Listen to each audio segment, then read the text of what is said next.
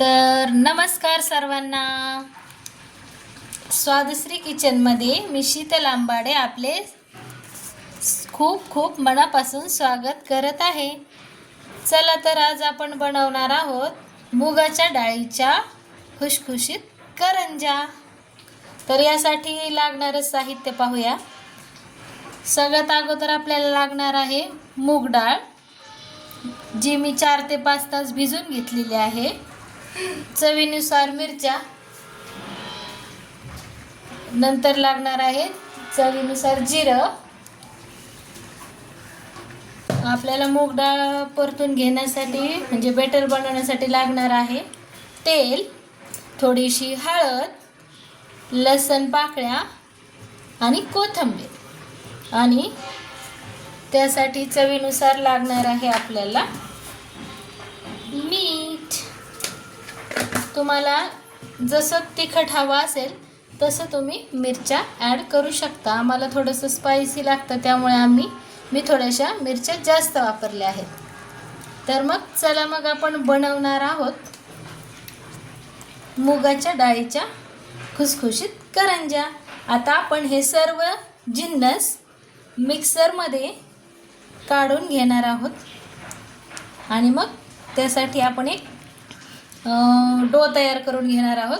त्याची प्रोसेस मी तुम्हाला पुढे दाखवणार आहे. चला तर आपण हे सर्व मिश्रण आता मिक्सरमधून काढून घेतलेलं आहे. आता पॅनमध्ये आपण तेल टाकणार आहोत.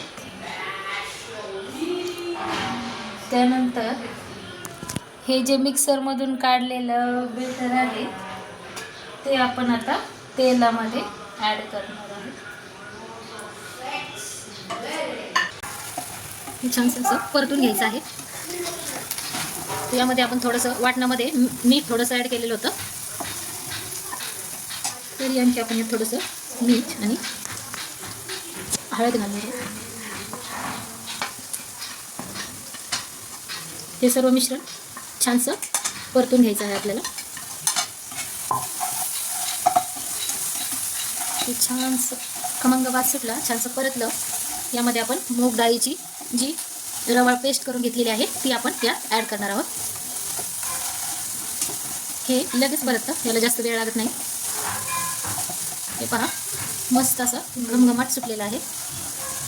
सुरेख असा सुगंध सर्व घरात पसरला आहे. हे आपण थोडंसं दरदरीतच वाटून घेतलेलं आहे. म्हणजे असं करंजीमध्ये थोडंसं दाताखाली आलं ना छान लागतं. चवीला खूप खूप छान होतात त्या करंज्या. आपण एक वेळेस नक्की करून पहा.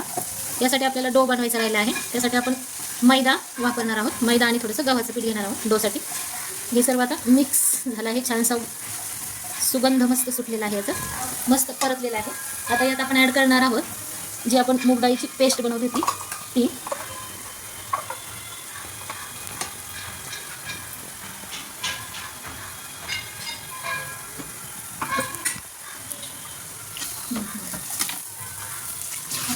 मूग डाळीची पेस्ट ॲड केलेली आहे.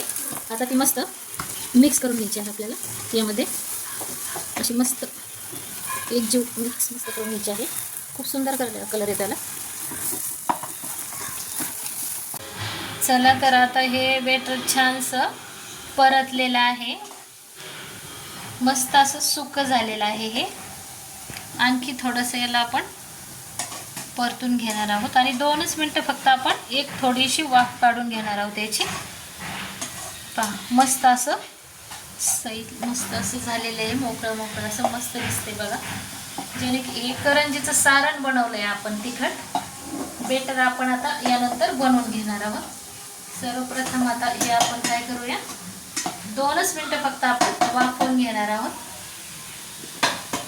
फक्त 2 मिनटं आपण याला वाफवून घेऊया आणि बेटरची पुढची तयारी आपण करणार आहोत.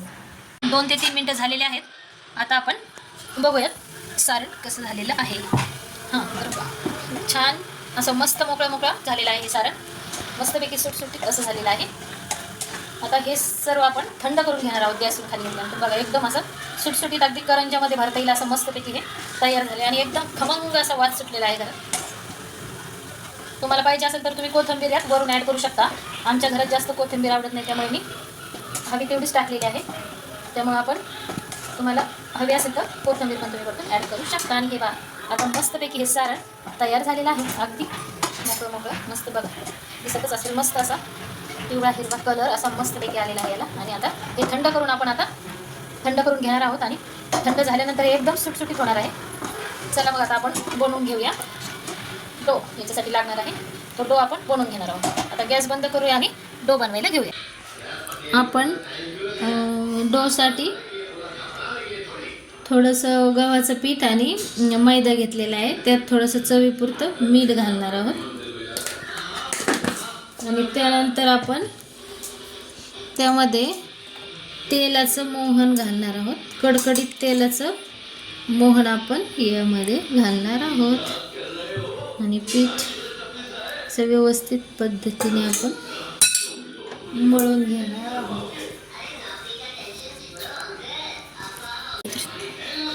आणि हे व्यवस्थित पद्धतीने असं मिक्स करून घ्यायचं आहे. तेलाचं मोहन घालून पूर्ण मैदा आणि जे गव्हाचं पीठ घेतले आपण ते हे कडकडीत मोहनमध्ये असं पूर्ण मिक्स करून घ्यायचं आहे.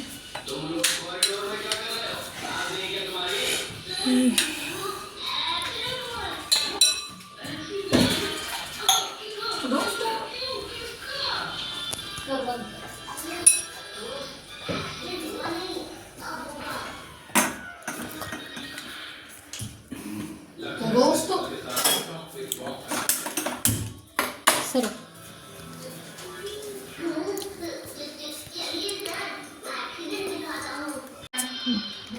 नंतर यात कोमट पाणी टाकून हे पीठ असं छानसं मळून घ्यायचं आहे.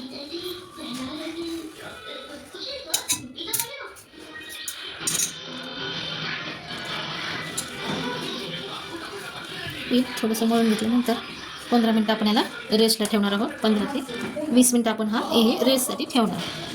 आणि नंतर आपण मग करंज्या बनवायला घेणार आहोत. आता हा आपला डो बनवून तयार झाला आहे.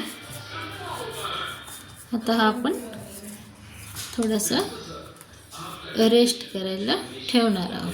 15 ते 20 मिनटं रेस्टसाठी ठेवणार. आता हा आपला डो बनवून तयार झालेला आहे मस्तपैकी. आता आपण याचं करंज्या बनवून घेऊया. थोडंसं आपण छोटंसं गोळ काढून घेतलं त्याची लाटी. आणि आपण हे आता लाटणार आहोत.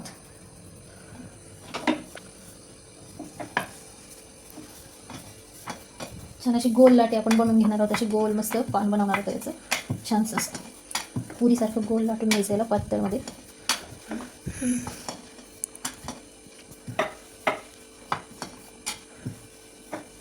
मस्तपैकी पातळ हे लाटून झालेलं आहे.